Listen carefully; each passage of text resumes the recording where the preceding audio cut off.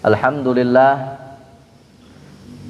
sore hari ini Allah Subhanahu wa taala kembali kumpulkan kita di dalam majlis yang mulia ini. Mudah-mudahan kumpulnya kita di sini menjadi sebab turunnya rahmat dan barokah dari Allah Subhanahu wa taala.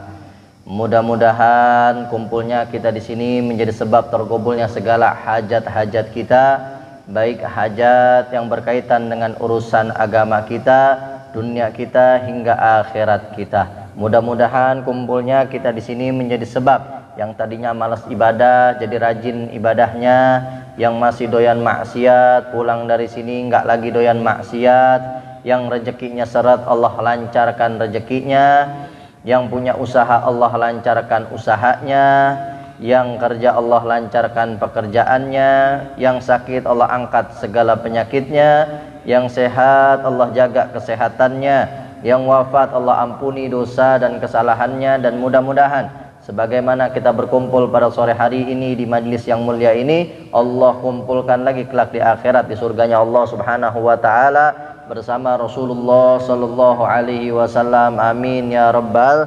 alamin. Alhamdulillah, di tengah-tengah kesibukan kita masih diizinkan oleh Allah untuk kumpul duduk di majlis-majlis semacam ini. Tanda bahwa Allah Subhanahu wa taala cinta kepada hambanya, bukan diberikan perkara-perkara dunia, bukan. Kita ngelihat orang yang kaya, yang hidupnya enak di dunia, yang serba apapun ada, itu belum tentu dicintain sama Allah, belum.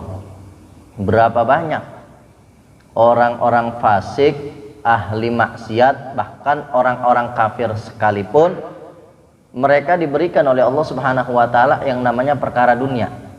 Jangan jauh-jauh, yang kita kenal aja dah. Pemain bola ya, gajinya sampai miliaran, sampai triliunan itu.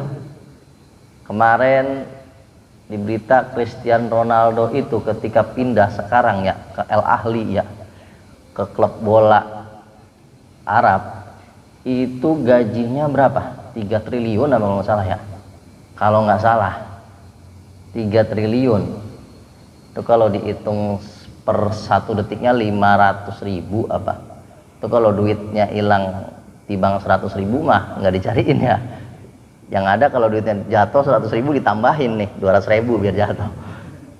Itu orang yang nggak beriman diberikan oleh Allah Subhanahu wa taala yang namanya perkara dunia. Sebab Nabi kita Muhammad sallallahu alaihi wasallam, beliau bersabda, "Inna dunya yu'tillah liman yuhib wa man la yuhib, wa la yu'ti ilma illa liman yuhib," atau kama qala Nabi sallallahu alaihi wasallam. Nabi sallallahu alaihi wasallam beliau bersabda, perkara dunia itu Allah berikan kepada orang yang dicintai dan orang yang nggak dicintai sama Allah. Kita bisa lihat begitu banyak orang-orang yang bahkan nggak dicintain sama Allah, dia ahli maksiat, dia orang fasik, bahkan kafir sekalipun, diberikan yang namanya perkara dunia, diberikan siapapun. Karena perkara dunia itu bukan patokan orang yang dicintai oleh Allah apa kagak. Wala yu'ti ilma illa liman yuhib, kata Nabi. Tapi yang namanya ilmu agama enggak diberikan oleh Allah kecuali kepada orang-orang yang dicintai oleh Allah Subhanahu wa taala. Karenanya mudah-mudahan kumpulnya kita di sini, walaupun kita sibuk, di tengah kesibukan kita Allah izinkan kita kumpul di majelis ilmu ini. Mudah-mudahan tanda bahwa Allah Subhanahu wa taala cinta kepada kita. Amin ya rabbal alamin. Apalagi kumpulnya kita di sini di bulan yang mulia, yaitu bulan Rajab. Ini udah masuk bulan Rajab, bulan yang dimuliakan oleh Allah Subhanahu wa taala, sebagaimana Allah berfirman dalam Al-Qur'an, "Inna 'iddatasy syuhur 'indallahi 12 syahran fi kitabillah yaum khalaqas samawati wal ard minha arba'atun hurum dzalika dinul qayyim fala tadhlimu fihinna anfusakum." Kata Allah dalam Al-Qur'an, sesungguhnya jumlah bilangan bulan dalam 1 tahun itu ada 12, mulai dari Muharram sampai Dzulhijjah. Insya Allah semuanya pada apal ya, apalnya Januari ya sampai Desember. Dari Muharram, jangan sampai nggak apal ini, kita bertahun-tahun jadi orang Islam gak apal nama-nama bulan timbang 12 biji ya. Muharram, Safar, Rabiul Awal, Rabiul Tsani, Jumadil Awal, Jumadil Akhir, Rajab, Sya'ban, Ramadan, Syawal, Dzulqa'dah, Dzulhijjah. 12 bulan. Dari 12 bulan tersebut kata Allah, minha arba'atu hurum. Ada diantaranya 4 bulan yang mulia. Nabi SAW menjelaskan dalam hadisnya, 4 bulan mulia tersebut 3 berurutan, 1 terpisah. 3 yang berurutan adalah Dzulqa'dah, Dzulhijjah, Muharram. Dan 1 yang terpisah, yaitu bulan yang sekarang kita berada di bulan tersebut, yaitu bulan Rajab yang dimuliakan oleh Allah Subhanahu wa Ta'ala. Sampai-sampai sebelum datangnya Islam aja, ini bulan Rajab udah dihormatin sama orang-orang jahiliyah. Disebut bulan Rajab itu Rajab al-Asam. Rajab al-Asam itu Rajab yang di dalam bulan Rajab ini nggak kedengeran peperangan. Asam itu artinya tuli, hening. Karena di bulan Rajab ini orang-orang jahiliyah aja dulu menghormatinya. Nggak boleh ada yang perang, nggak boleh ada keributan, nggak ada permusuhan. Yang biasanya musuh antar suku, kalau datang bulan Rajab, ketika musuhnya datang udah kayak tamu terhormat. Terus saking pengen muliainnya bulan Rajab. Terus kita orang Islam yang udah diberikan oleh Allah Subhanahu wa Ta'ala nikmat Islam kagak mau menghormatin bulan Rajab, nggak mau muliain bulan Rajab, nggak mau nyibukin diri kita untuk ibadah di bulan Rajab. Berarti kita lebih parah daripada orang-orang jahiliyah nih, hati-hati ya. Ini bulan Rajab nih, banyak orang-orang yang nggak tahu sekarang bulan Rajab. Alhamdulillah kita dapat hidayah, dikasih sama Allah buat tahu nih bulan-bulan mulia. Jangan disia-siain, jangan disamain. Yang ngaji sama yang nggak ngaji jangan disamain. Kita udah tahu nih bulan-bulan mulia, terus kita nggak manfaatin, berarti kita lebih parah dari orang-orang yang nggak tahu. Orang nggak tahu, terus dia nggak muliain, ya dia nggak tahu, siapa suruh nggak ngaji gitu. Lah kita yang ngaji udah tahu ini bulan mulia, terus nggak mau menghormati, ini lebih parah berarti. Kita udah tahu terus nggak mau menghormatinya, nggak mau memuliakannya. Banyakin ibadah. Sampai-sampai Al-Imam Ali karramallahu wajhah, beliau itu di setiap tahunnya ada 4 malam yang khusus beliau semalam suntuk untuk ibadah kepada Allah Subhanahu wa Ta'ala. Malam yang pertama awalu laila minar Rajab, malam pertama di bulan Rajab. Kemudian lailatul nisfu Sya'ban, malam nisfu Sya'ban. Kemudian yang ketiga lailatul Id, malam Idul Fitri. Dan yang keempat malam Idul Adha. Itu Sayyidina Ali karramallahu wajhah selama 1 tahun di malam itu semalam suntuk ibadah.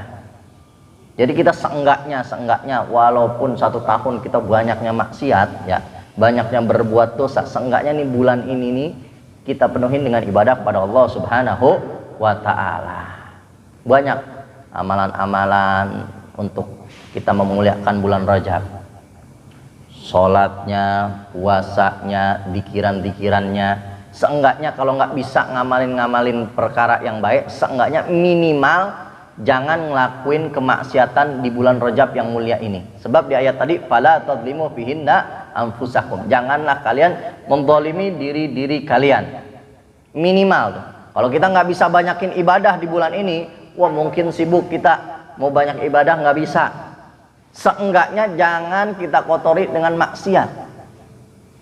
Karena banyak orang yang fokus ibadah, rajin ibadahnya rajin juga maksiat. Biar seimbang. Rajin ibadahnya, rajin sholatnya, tapi rajin juga buka aurat. Rajin sedekahnya, tapi rajin juga makan duit riba, makan duit yang haram. Rajin ibadahnya, tapi rajin juga maksiat. Padahal kata ulama, mana sih yang lebih afdal, menjalankan perintah Allah apa menjauhi larangannya? Ini kedua-duanya wajib. Menjalankan perintah Allah wajib, meninggalkan larangannya juga wajib. Tapi yang lebih afdal dari kedua ini apa? Kata para ulama, yang lebih afdal itu meninggalkan kemaksiatan daripada menjalankan ibadah. Tapi dua-duanya wajib. Tapi mana yang lebih afdal? Yang lebih afdal meninggalkan perbuatan dosa, meninggalkan kemaksiatan, menjauhi apa-apa yang dilarang oleh Allah Subhanahu wa Ta'ala. Makanya para sufi, para ulama yang mendalami ilmu tasawuf, mereka punya pedoman dalam hidupnya. Tahalli qabla tajalli. Sibukin diri dulu untuk menjauhkan diri dari maksiatan, perbuatan dosa, baru fokus untuk menyibukkan diri beribadah kepada Allah Subhanahu wa taala. Kadang-kadang kita suka ketipu sama diri kita sendiri. Suka ngerasa kita udah sering sholat, sering puasa, sering sedekah, rajin hadir ke majelis ilmu, terus kita nggak memperhatikan diri kita untuk menjauhkan diri kita dari maksiat. Masih buka aurat, masih gibah, masih makan duit riba, masih ngelakuin maksiat demi maksiat, walaupun rajin ibadah. Al-Imam Ibn Ruslan dalam Sofatuz Zubat beliau bilang, wa ta'atun mimman harama ya'kulu mithlu bina'i fawqa maujin yuj'alu. Orang yang rajin taat tapi dia masih suka maksiat, makan makanan haram, masih ngelakuin perbuatan dosa, mithlu bina'i fawqa maujin yuj'alu, seperti orang yang membangun suatu bangunan di atas air yang berombak. Sehebat apapun bahan materialnya, sejago apapun ilmu pembangunannya, kalau ngebangun di atas air yang berombak, bangunan nggak bakal bisa berdiri, Ngebangun bangunan di atas air yang kagak berombak aja kagak bisa berdiri, apalagi air yang berombak, nggak bakal bisa berdiri. Begitu umpama orang yang rajin ibadah, fokus taat tapi nggak fokus untuk meninggalkan maksiat, fokus ibadah tapi nggak mau fokus untuk meninggalkan perbuatan-perbuatan dosa. Nah makanya ini bulan mulia, jangan sampai kita sia-siakan. Ini bulan Rajab, habis Sya'ban, habis itu Ramadan. Kata para ulama, Rajab syahrus saqi, sahru zara, wa Sya'ban syahrus saqi, wa Ramadan syahr hasad. Bulan Rajab ini kita bulan nanem, nanti Sya'ban bulan ngairin, nanti Ramadan bulan manen. Kaifa yahsud wa huwa lam yazra wa lam yasqi. Bagaimana orang bisa mendapatkan panen kalau dia nggak nanem, nggak ngairin? Bagaimana dia bisa manen? Begitu juga nanti kalau kita pengen Ramadan ibadahnya giat, dapat pahala yang banyak, kalau nggak mulai dari sekarang nih bulan Rajab, bagaimana bisa? Ini sekarang kita nanem, besok bulan Sya'ban kita ngairin, Ramadan kita manen. Mudah-mudahan Allah Subhanahu wa taala berikan kita taufik dan hidayah sehingga kita bisa menyibukkan diri kita untuk ibadah di bulan Rajab yang mulia ini dan disampaikan kita di bulan Ramadan. Amin ya rabbal alamin. Ma'asyiral hadirin rahimakumullah, mari sama-sama kita lanjutkan kajian kita, yaitu melalui kitab Risalah Jami'ah. Namun seperti biasa sebelum kita mulai, kita membaca doa terlebih dahulu, membaca niat ta'allum terlebih dahulu. Dimulai dari Al-Faqir dan para hadirin mengikutinya dengan tertib. Bismillahirrahmanirrahim. Nawaitu ta'alluma wa ta'lima wal ifadata wal hatha ala tamassuki bi kitabillahi wa sunnati Rasulillahi sallallahu alaihi wasallam wad du'a ilal huda wad dilalah alal khair ibtigha'an mardatillahi wa ridwanihi wa qurbihi wa thawabihi. Bismillahirrahmanirrahim. Alhamdulillahirabbil alamin. Allahumma shalli wa sallim ala sayyidina Muhammadin salatan tukhrijuni min dhulumatil wahmi wa tukrimuni min nuril fahmi wa tudihu lima yashkala hatta yufhama annaka anta ta'lamu wa la a'lamu innaka anta 'alamul ghuyub. Allahumma shalli wa sallim ala sayyidina Muhammadin wa alihi an-nur al-mudhhibi lin-nisyan bi nurihi fi kulli lamhatin wa nafasin 'adada ma wasi'ahumullah. Qala al-mu'allif rahimahullah ta'ala anhu wa nafa'ana bihi wa bi'ulumihi fid darin amin. Wassalatul jamaah wa salatul janazah fardu kifayatin. Kita masuk ke pembahasan tentang sholat jamaah. Kemarin kita jelaskan tentang sholat Jumat. Wa sholatul jamaah wa sholatul janazah fardu kifayah. Sholat 5 waktu berjamaah dan sholat jenazah hukumnya fardu kifayah. Jadi ada 2 fardu itu. Wajib itu, fardu itu ada 2. Ada fardu ain, ada fardu kifayah. Fardu ain itu suatu kewajiban individual, suatu kewajiban yang setiap orang itu wajib, nggak bisa diwakilin sama orang lain. Itu fardu ain namanya, setiap orang wajib, nggak bisa diwakilin sama orang lain, individu. Kalau fardu kifayah itu kewajibannya menyeluruh, tapi jika ada orang-orang yang mewakili, kewajiban yang lain gugur gitu. Jadi fardu kifayah itu kewajiban di satu daerah yang kalau ada orang yang menjalankan kewajiban tersebut, yang lain gugur, nggak lagi wajib, begitu, nggak berdosa. Jadi fardu ain, ada fardu kifayah. Fardu kifayah kalau satu daerah semuanya nggak ngelaksanain fardu kifayah itu, semua orang yang ada di daerah itu berdosa. Tapi kalau ada orang yang melaksanakan fardu kifayah tersebut, yang lain gugur dosanya, nggak berdosa walaupun nggak ngelakuin karena udah ada yang mewakili, begitu. Itu fardu kifayah namanya. Wassalatul jamaah, salat jamaah, salat 5 waktu secara berjamaah itu hukumnya fardu kifayah. Jadi kalau ada satu daerah, di daerah itu nggak ada orang yang berjamaah, maka satu daerah itu berdosa semuanya. Tapi kalau ada orang yang melaksanakan sholat jamaah di daerah tersebut, yang lain nggak berdosa walaupun nggak melaksanakan sholat berjamaah. Fardu kifayah. Jadi sholat jamaah itu fardu kifayah. Sangat penting ya, sangat penting. Sebab banyak fadilahnya, banyak keutamaannya, sampai-sampai Nabi SAW beliau itu ketika hijrah ke kota Madinah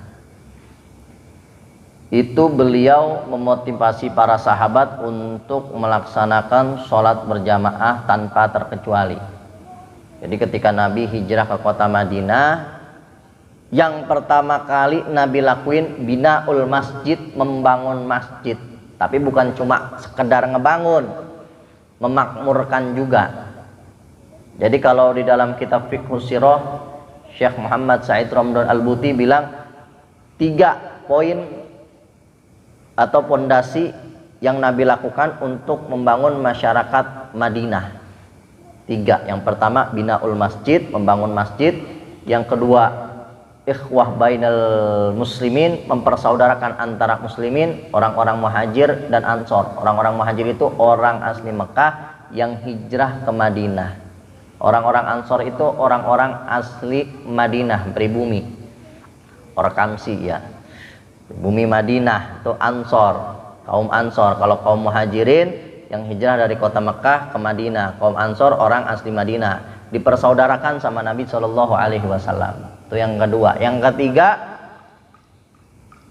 Nabi SAW membuat peraturan atau undang-undang yang berlaku bagi siapa saja masyarakat yang mau tinggal di Madinah sesuai dengan syariat Islam, yang dikenal dengan Piagam Madinah. Di situ ada beberapa poin yang Nabi sebutin yang harus ditaatin bagi siapapun yang tinggal di kota Madinah, baik itu orang Islam maupun bukan orang Islam. Sebab di Madinah juga waktu di zaman Nabi ada orang-orang Yahudi yang tinggal di Madinah. Jadi orang-orang Yahudi memang sebelum Nabi SAW hijrah ke Madinah udah duluan ada di Madinah. Ada banyak suku-suku Yahudi di Madinah. Yang paling terbesar itu ada 3 suku, Bani Quraidah, Bani Nadir, Bani Qainuqa. Itu 3 suku terbesar dari kalangan Yahudi yang tinggal di Madinah di zaman Nabi SAW. Kok banyak orang Yahudi di Madinah? Sebab orang Yahudi mereka itu membaca kitab-kitab terdahulu yang menyebutkan bahwa nanti ada Nabi terakhir yang bakal hijrah ke daerah Yathrib. Madinah dulu namanya masih Yathrib. Makanya orang-orang Yahudi rame-rame banyak yang pindah ke Madinah. Kenapa? Berharap anak keturunan dia jadi nabi terakhir, atau kalaupun bukan dari anak keturunan dia, dia bisa menjadi pengikut Nabi terakhir. Orang-orang Yahudi itu disebutin dalam Al-Quran, ya'rifunahu kama ya'rifuna abna'ahum. Mereka orang-orang Yahudi kenal sama Nabi seperti mereka kenal sama anak-anaknya sendiri. Kenal detail, ciri-ciri fisiknya, perilakunya, tingkah lakunya, riwayat hidupnya, lahirnya di kota Mekah, nanti hijrah ke kota Madinah. Kenal detail banget orang-orang Yahudi dulu tuh. Bahkan orang yang disebut alim di kalangan orang Yahudi itu orang yang paling kenal dengan ciri-ciri Nabi terakhir, yaitu Nabi kita Muhammad SAW. Terus kita orang Islam umatnya kagak tahu Nabi, kan lebih parah ya. Orang Yahudi ya'rifunahu kama ya'rifuna abnahum. Mereka kenal Nabi itu seperti mereka kenal anak-anak mereka sendiri. Makanya banyak orang-orang Yahudi yang tinggal di Madinah saat itu berharap anak cucu keturunan mereka menjadi Nabi terakhir. Kalaupun enggak dari keluarga mereka, seenggaknya mereka jadi pengikut Nabi terakhir. Tapi begitu Nabi SAW diutus oleh Allah dan bukan dari kalangan orang-orang Yahudi, ini orang-orang Yahudi gengsi, nggak mau beriman. Padahal mereka tahu itu Nabi terakhir. Padahal mereka tahu yaitu Nabi kita Muhammad SAW adalah Nabi terakhir, tapi mereka nggak mau beriman. Kenapa? Bukan dari keturunan orang-orang Yahudi tuh. Padahal mereka tahu ini Nabi terakhir. Itu Nabi terakhir. Nah, mau orang Yahudi ataupun orang Islamnya yang tinggal di Madinah itu harus patuh tunduk terhadap piagam Madinah yang dibuat oleh Nabi, undang-undang. Undang-undang yang dibuat oleh Nabi untuk keberlangsungan hidup bermasyarakat di kota Madinah. Nah, 3 poin itu tuh. Yang pertama, Nabi membangun masjid, mempersaudarakan antara kaum muslimin, dan yang ketiga, membuat undang-undang yang berlaku di kota Madinah atau yang disebut dengan piagam Madinah. Banyak di internet juga ada piagam Madinah, apa aja tuh perjanjian Nabi SAW dengan masyarakat kota Madinah. Nah, yang pertama Nabi binaul masjid, membangun masjid, tapi bukan cuma sekedar bangun masjid habis itu sepi orangnya ya. Yang azan itu kalau di kita kan ya, yang jadi imamnya itu, jadi makmumnya itu, yang doanya itu juga. Gitu. Nah, kalau Nabi SAW bangun masjid dan memakmurkannya, bagaimana? Memotivasi para sahabat untuk sholat berjamaah. Sampai-sampai Nabi SAW dalam hadisnya, dalam hadis sahih, beliau pernah bersabda, aku pengen sekali-kali, kata Nabi, aku pengen sekali-kali posisiku sebagai imam dalam sholat berjamaah digantiin sama seorang sahabat, dan aku pengen keliling kampung ngelihat siapa nih, ada nggak sahabat yang nggak sholat berjamaah. Kalau ada salah satu sahabat yang nggak sholat berjamaah, saya akan bakar rumahnya. Pengen dibakar sama Nabi itu rumahnya. Ada di sini gitu pengurus masjid misalnya takmir, kepada para warga, para jamaah, bagi yang nggak sholat ke masjid saya bakar rumahnya. Kagak ada. Yang ada dibilang teroris, radikal ya, anarkis. Tapi berani bilang Nabi teroris, berani bilang Nabi anarkis, berani bilang Nabi ekstremis. Nabi ngancem sahabat-sahabat yang nggak mau sholat berjamaah di masjid. Kenapa? Karena kalau sholat di masjid secara berjamaah 5 waktu, yang tadinya nggak kenal bisa saling kenal, yang tadinya belum akrab bisa saling akrab. Kalau udah akrab bakal mempererat ukhuwah Islamiyah. Jadi jangan ngimpi kita pengen saling bersaudara antar umat Islam tapi sholat jamaahnya masih sepi. Jangan ngimpi, mimpi di siang bolong namanya kalau begitu. Pengen Islam maju, Islam jaya, sholat jamaahnya ditinggalin. Sholat jamaah itu hukumnya fardu kifayah dan fadilahnya banyak. Di antaranya sabda Nabi SAW, sholatul jamaah afdal min sholatul fadhi bisab'i wa ishrina darajah. Sholat jamaah itu lebih afdol daripada sholat sendiri 27 derajat afdolnya. Jadi sholat sendiri dibanding sholat berjamaah itu bedanya 27 derajat. Sama rokaatnya mah sama-sama. Misalkan zuhur asar 4 rakaat, maghrib tetap 3. Tapi kalau yang berjamaah cuma dapat 1 kebaikan, yang enggak berjamaah cuma dapat 1 kebaikan, yang berjamaah dapat 27 derajat lebih afdol. 27 derajat. Dan kalau kita sholat berjamaah itu lebih besar kemungkinannya diterima oleh Allah Subhanahu wa taala. Sebab Imam Ghazali bilang kalau kita sholat berjamaah, pertama kali Allah ngelihat imamnya, itu imam khusyuk apa enggak. Sebab Yang diterima dari sholat kita kan yang khusyuknya. Terus kalau kita nggak khusyuk berarti sholat kita nggak diterima, mendingan nggak usah sholat kalau begitu. Itu kadang-kadang ada yang begitu kan ya. Wah, Anda nggak bisa khusyuk, makanya saya nggak sholat. Kenapa? Soalnya kalau sholat juga ya percuma, nggak khusyuk nggak diterima dong. Bukan, justru kalau ninggalin sholat berdosa, dosa besar. Jalanin sholat walaupun nggak khusyuk, udah ngejalanin kewajiban, nggak dosa. Cuman diterima nggak diterimanya, wallahu a'lam, nggak ada yang tahu. Tapi kalau kita sholat berjamaah, itu lebih besar kemungkinannya sholat kita diterima. Sebab Allah mandang imamnya nih. Imam dari awal sampai akhir, dari takbiratul ihram sampai salam, khusyuk apa enggak?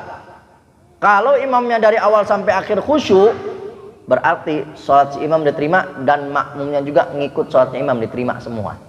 Tapi kalau misalkan imamnya kagak khusyuk, rukunya nggak khusyuk, mikirin kemana-mana, atau pas sujud nggak khusyuk, mikirnya kemana-mana, dilihat di shaf kedua ada nggak yang rukunya khusyuk pas imam lagi nggak khusyuk. Kalau nggak ada juga di shaf ketiga, kalau nggak ada juga di shaf keempat. Tapi di sini cuma satu shaf doang ya. Dilihat berarti dari satu-satu tuh ada nggak tuh yang khusyuk. Kalau imamnya pas ruku nggak khusyuk, oh ternyata ada makmum yang pas lagi ruku khusyuk. Pas iktidal imamnya khusyuk, si makmum kagak khusyuk. Diambil, jadi saling melengkapi, saling menutupi. Jadi lebih besar kemungkinannya sholat berjamaah itu diterima oleh Allah Subhanahu wa ta'ala. Nah, itu hukumnya fardu kifayah.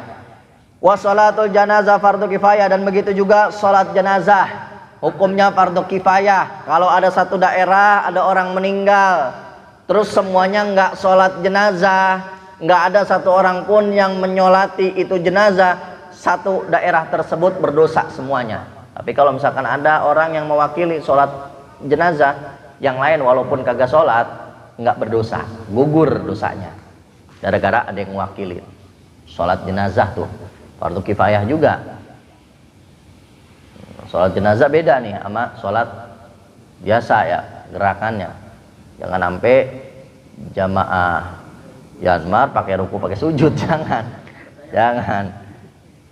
Sholat 4 takbir.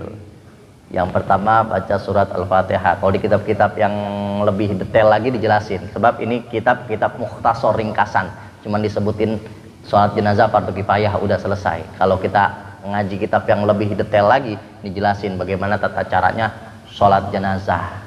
4 takbir. Yang pertama baca Fatihah, yang kedua baca sholawat apa aja.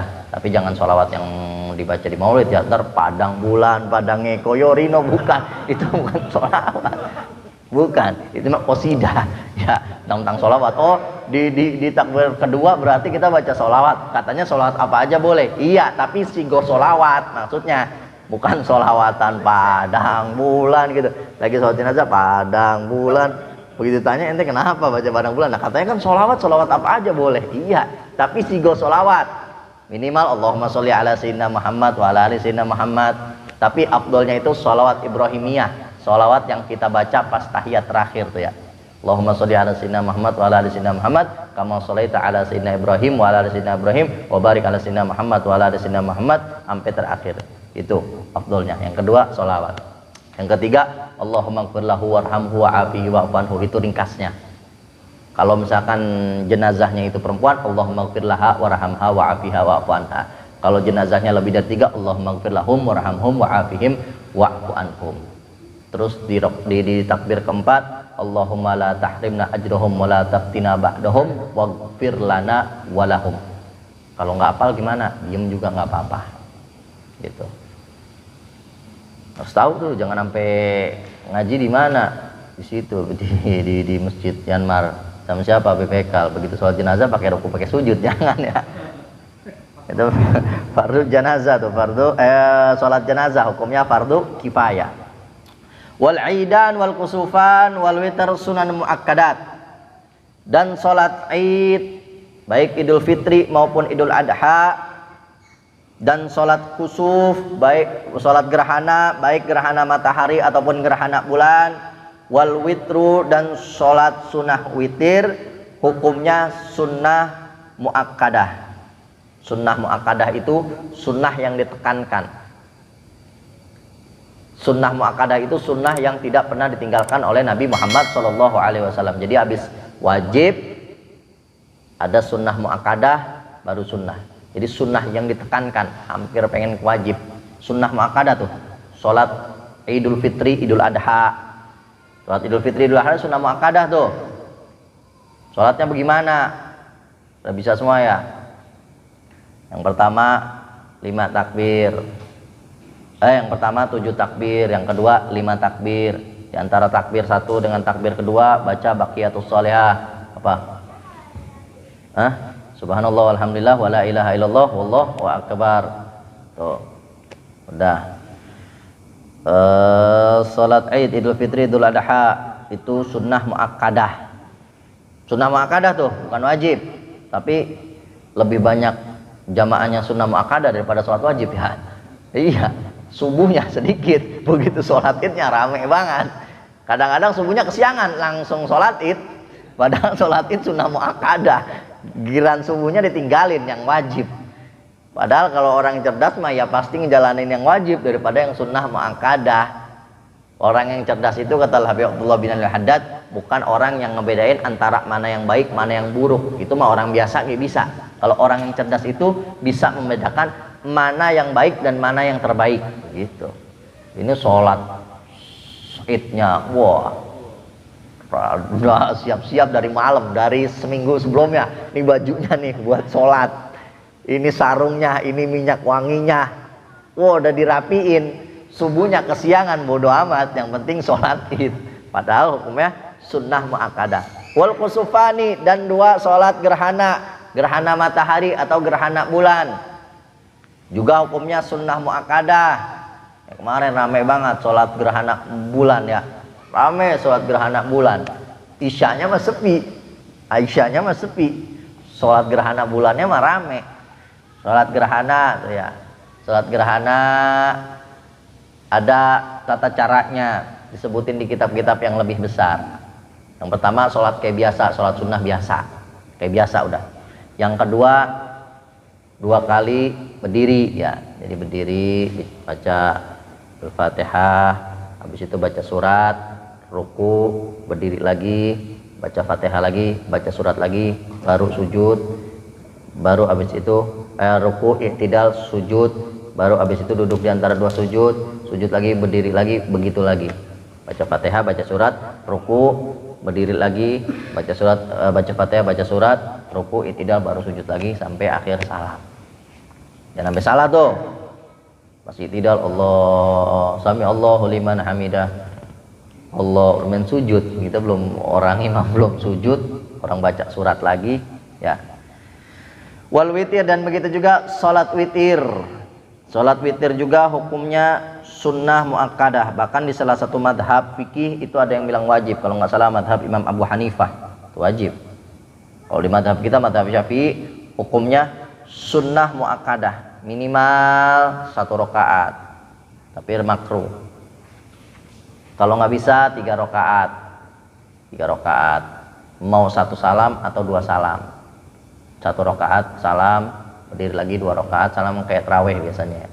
Atau mau langsung 3 nggak apa-apa, 1 salam. Jangan sampai enggak tuh sholat witir, penting juga. Innallaha witrun yuhibbul witron. Allah itu ganjil dan mencintai sholat witir, sholat yang ganjil. Wa kadza rawatibus shalah, dan begitu juga sholat rawatib hukumnya sunnah muakkadah, qobliyah ba'diyah. Sholat rawatib namanya qobliyah ba'diyah, minimal subuh, sebelum subuh 2 rakaat, sebelum zuhur 2 rakaat, minimal 5 sholat rawatib. Sebelum subuh 2 rakaat qobliyah, sebelum zuhur 2 rakaat, setelah zuhur 2 rakaat, setelah maghrib 2 rakaat, setelah isya 2 rakaat tuh minimal. Kalau pengen sempurna, sebelum zuhur 4 rakaat, setelah zuhur 4 rakaat, sebelum asar ada 4 rakaat, sebelum maghrib juga ada 2 rakaat, habis itu sebelum isya 4 rakaat, setelah isya 4 rakaat itu sempurnanya. Tapi minimal sebelum subuh 2 rakaat, sebelum zuhur 2 rakaat, setelah zuhur 2 rakaat, setelah maghrib 2 rakaat, setelah isya 2 rakaat. Kalau nggak bisa, ya. Kalau nggak bisa sama sekali, salah satu dah minimal. Subuh dah, subuh soalnya ada hadisnya, rakaat al-fajri khairum minad dunya wa ma fiha. 2 rakaat sebelum fajar itu lebih baik daripada dunia dan seisinya. Itu ada hadisnya tuh, lebih baik daripada dunia dan seisinya. Berarti kita lebih kaya dari Bill Gates ya, lebih kaya dari Cristiano Ronaldo, lebih kaya dari yang lain. Dunia dan seisinya punya kita. Kalau kita sholat sunnah 2 rakaat sebelum fajar, cuman aja nggak ditampakin karena lemahnya iman kita tuh. Kita tuh pengen yang nampak aja. Kenapa Allah nggak tampakin pahala? Sebab biar kepake iman kita. Kadang-kadang orang pengen yang pengen dapat yang nampak-nampak doang, yang belum tampak nggak mau. Padahal janji Allah Subhanahu Wa Taala pasti lebih baik daripada dunia dan sisinya. Andai kata nih, di sini nih, ya misalnya Bang Dian, ini apa namanya, ngumumin, ayo barang siapa yang ikut ngaji pengajian ya rutin dapat duit 1 miliar, 1 miliar. Penuh nggak kira-kira? Penuh ya, iya penuh. Yang sip malam datang duluan dia ya, penuh sampai belakang nih. Dari PT lain mungkin ngikut nyusup ya, ikut-ikutan 1 miliar, 1 miliar, kelihatan duitnya udah ada gitu, datang semua. Ini sholat sunnah 2 rakaat sebelum fajar lebih afdol, lebih baik daripada dunia dan seisinya. Kenapa pada malas? Belum nampak gitu. Padahal janji Allah Subhanahu Wa Taala udah pasti. Janji Nabi kita Muhammad SAW pun pasti. Sholat rawatib hukumnya sunnah muakkadah. Wassalatul duha wassalatut tarawih sunanun. Sholat duha dan sholat tarawih hukumnya sunnah. Sholat duha, sholat tarawih hukumnya sunnah, tapi bukan sunnah muakkadah, sunnah biasa. Jadi ada wajib, sunnah muakkadah, sunnah biasa. Nah, sholat duha, sholat tarawih itu hukumnya sunnah biasa. Nah makanya tuh rawatib itu lebih afdol daripada sholat tarawih. Tapi banyak orang begitu bulan puasa nih datang ke masjid, dia sholat isya, habis sholat isya, setelah isya malah orang-orang pada sholat rawatib, dia mah duduk nunggu taraweh. Padahal yang lebih afdol daripada taraweh sholat rawatib sunnah muakkadah, taraweh cuman sunnah doang. Dia duduk, orang-orang pada rawatib ba'diyah isya, dia mah duduk nungguin taraweh. Padahal taraweh hukumnya sunnah doang, rawatib sunnah muakkadah. Kadang-kadang suka banyak yang begitu tuh. Kenapa nggak ngaji sih di mari ya? Coba ngaji. Nah makanya amalin, jangan sampai nggak diamalin. Sholat sunnah rawatib, ba'diyah isya, baru habis itu taraweh. Sunnah, dapat sunnahnya. Ini kadang-kadang isyanya juga kagak ya. Langsung taraweh, isya kagak. Iya, maghrib kagak, kenyangan maghrib, nunggu isya habis azan dari rumah, jalan telat, langsung taraweh. Habis gitu, udah kayak orang paling bener pulang-pulang ya. Padahal maghrib isya kagak sholat. Iya, sholat sunnah duha, sholat sunnah taraweh itu hukumnya sunnah. Duha juga, duha minimal 2, banyaknya itu 12 ya. Afdolnya 8, sholat duha. Soalnya Nabi SAW itu kata Siti Aisyah sholat duhanya 8 rakaat. Sholat sunnah duha. Boleh nggak kita sholat duha tapi ngarahnya biar rezeki lancar? Nah, berarti nggak ikhlas, Bib. Nah kan banyak yang begitu ya. Baca surat Waqiah biar apa? Biar rezeki lancar. Sholat duha rajin. Kenapa ente? Biar rezeki lancar. Boleh apa kagak gitu? Berarti kalau kayak gitu nggak ikhlas karena Allah dong, karena rezeki. Nah, kata Imam Ghazali nih, kaum recehan kayak kita ya, yang belum bisa ikhlas tinggi. Ikhlas itu ada tingkatannya, kata Imam Ghazali. Jadi jangan gara-gara wah kita nggak ikhlas nih, pengen sholat duha ngarahnya rezeki, pengen baca Waqiah ngarahnya rezeki. Jangan dah, mendingan nggak usah sholat duha, mendingan nggak usah baca Waqiah karena nggak ikhlas. Nunggu ikhlas, ente kapan ikhlasnya? Kelamaan. Jangan, jalanin aja udah dulu, ikhlas mah nanti belakangan. Karena ente istiqomah, insya Allah Allah kasih ikhlas. Kata Imam Ghazali ada 3 tingkatan ikhlas itu. Itu tadi bel maghrib bukan ya? Bukan kan ya? Lonceng biasa ya. Maghrib jam 18. 18, masih 18 menit lagi. Nah, tingkatan ikhlas kata Imam Ghazali itu ada 3. Jadi ikhlas biasa, ikhlas lil khawas, ikhlas khawasil khawas. Ikhlas yang biasa nih model-model kita nih, kaum recehan ya. Ya. Pasukan bodrek nih kita nih. Nah, itu kata Imam Ghazali, kalau Allah misalkan memerintahkan satu amal ibadah dan Nabi atau Allah Subhanahu wa taala ngasih fadilahnya. Kan di situ emang Nabi Shallallahu alaihi wasallam yang ngasih fadilah. Baca Waqiah, lancar rezeki. Salat duha juga lancar rezeki. Nah, kalau kita ngarahnya begitu, itu ikhlas biasa. Gak apa-apa kata Imam Ghazali, itu ikhlas ibadah. Tapi ngarahnya janji Allah dan janji Rasulullah Shallallahu alaihi wasallam. Itu ikhlas. Tetap. Ada lagi ikhlas khawas. Ikhlasnya orang-orang tertentu. Ini naik tingkat lagi. Dia ibadah karena Allah. Ibadah karena Allah mengharap surganya. Mengharap surganya dan takut dari nerakanya. Entah mau dilancarin rezeki atau kagak, biarin amat. Yang penting aneh ibadah, menjalankan perintah Allah biar masuk surga, biar nggak masuk neraka. Tingkatan yang atas lagi tuh. Dapat rezeki apa kagak, masa bodoh. Kalau rezekinya banyak, ya boleh dah gitu ya. Itu masih berarti masih ikhlas recehan tuh kayak kita. Nah, itu ikhlas yang kedua tuh. Dia ibadah, niatnya karena Allah, biar masuk surga, takut neraka. Jadi kelas yang tingkatan lebih atas lagi. Ada tingkatan yang paling tinggi, khawasil khawas. Ikhlas yang paling tinggi itu dia ibadah karena Allah semata, udah. Mau dimasukin ke dalam surga, alhamdulillah. Nggak dimasukin ke dalam surga juga nggak apa-apa. Apalagi tibang dapat rezeki. Itu ikhlas yang paling tinggi itu. Yang penting jalanin ibadah karena Allah perintahkan, mengharap ridho Allah. Mau Allah masukin saya ke dalam neraka, itu urusan Allah Subhanahu wa taala. Mau saya nggak dimasukin ke dalam surga, itu urusan Allah Subhanahu wa taala. Saya cuma dipintahin untuk ibadah karena mengharap ridho dari Allah Subhanahu wa taala. Itu ikhlas yang paling tinggi itu. Jadi kalau kita pengen nungguin ikhlas yang begitu kelamaan, kagak ibadah-ibadah kita. Udah jalanin dulu tuh. Caranya kita bisa ikhlas ibadah tuh begitu. Walaupun masih ada riya. Riya kan kemarin udah dijelasin tuh. Jangan sampai kita melakukan riya di pertemuan sebelum-sebelumnya. Riya itu amal li ajlin khalq, beramal tujuannya makhluk manusia. Misalkan kita masih ada riya nih dalam ibadah kita. Rawatib dah, rawatib. Ini kita lagi bahas rawatib. Salat sunnah qobliyah ba'diyah. Salat sunnah qobliyah ba'diyah maghrib. Di rumah kita jarang ngelakuin itu. Begitu rutinan sekarang qobliyah ba'diyah kita jalanin. Kenapa? Dilihat sama orang kagak enak, habis ngaji masa kagak sholat rawatib gitu kan. Nah, itu ikhlas apa enggak? Itu masih enggak ikhlas. Tapi jangan ditinggalin. Itu enggak ikhlas karena kita beramalnya biar apa?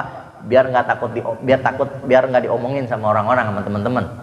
Atau mau ngelakuin sholat rawatib itu kenapa? Biar dibilang orang baik. Itu masih riya namanya, amal untuk orang lain. Kagak enak dilihat Habib kali gitu ya. Kalau di rumah kagak pernah tuh qobliyah ba'diyah maghrib, kagak pernah. Tapi begitu rutinan qobliyah ba'diyah. Itu ikhlas apa enggak? Masih belum ikhlas karena masih pengen dilihat sama orang. Tapi jangan sampai gara-gara kita takut riya terus kita ninggalin amal ibadah kita, jangan.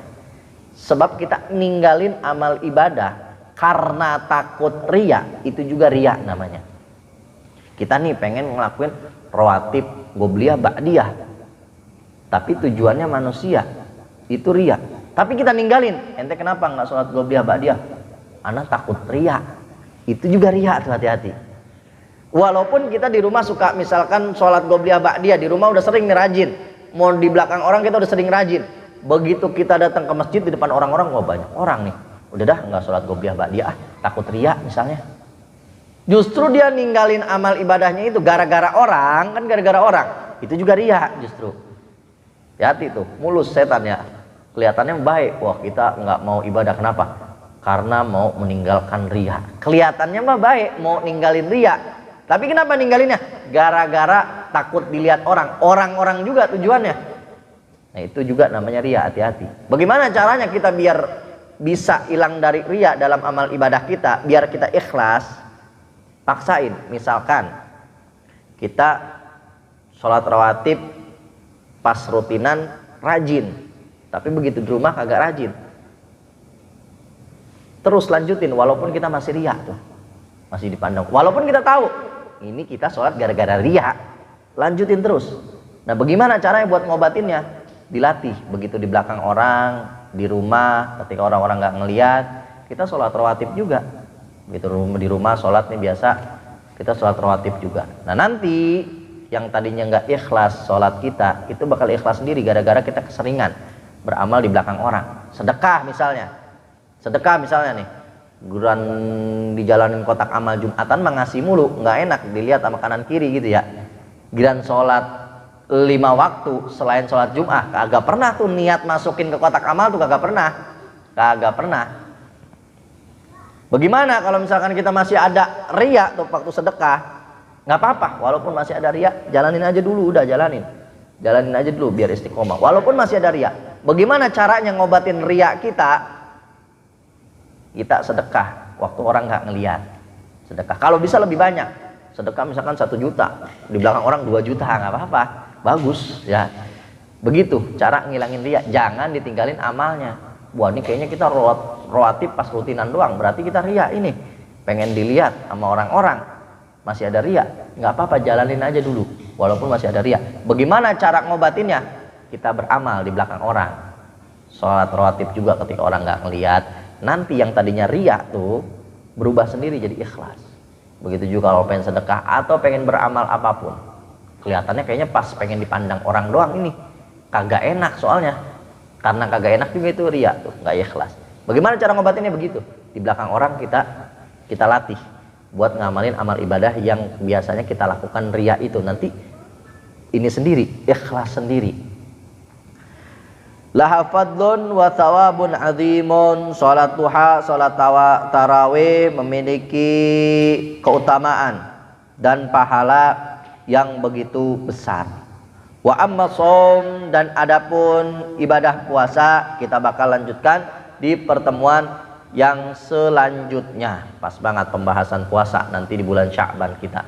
Biar nanti pas kita masuk bulan puasa, bulan Ramadan, insyaallah puasa kita sempurna. Amin ya rabbal alamin. Mudah-mudahan Allah Subhanahu wa taala berkahi majlis kita pada sore hari ini. Allah Subhanahu wa taala berkahi Rajab kita. Allah Subhanahu wa taala berkahi nanti Sya'ban kita, dan disampaikan kita ke bulan suci Ramadan dalam keadaan beriman dan bertakwa kepada Allah, menjalankan ibadah puasa dengan sempurna, menghidupkan malam-malamnya untuk ibadah kepada Allah Subhanahu wa taala. Amin ya rabbal alamin. Wallahu a'lam bissawab. Nah ini saja yang bisa Al-Fagir sampaikan. Masih ada waktu, apa kita pertanyaan, apa kita wudu, terserah gimana enaknya. Langsung wudu aja ya. Wallahu a'lam bissawab. Nah mudah-mudahan apa yang tadi disampaikan bisa difahami, bisa dimengerti, dan bisa kita amalkan dalam kehidupan sehari-hari, dan mudah-mudahan Allah berikan kita semua istiqomah sehingga Allah Subhanahu wa taala jadikan kita orang-orang yang bertakwa kepada Allah Subhanahu wa taala, cinta kepada Rasulullah sallallahu alaihi wasallam, hingga kita mati dalam keadaan husnul khotimah dan dimasukkan kita ke dalam surganya tanpa hisab. Amin ya rabbal alamin. Ini saja bisa Al-Fagir sampaikan. Terima kasih atas segala perhatian. Mohon maaf atas segala kekurangan dari penyampaian. Hadani Allah wa iyyakum ila shiratil mustaqim wal afu minkum. Wassalamualaikum warahmatullahi wabarakatuh.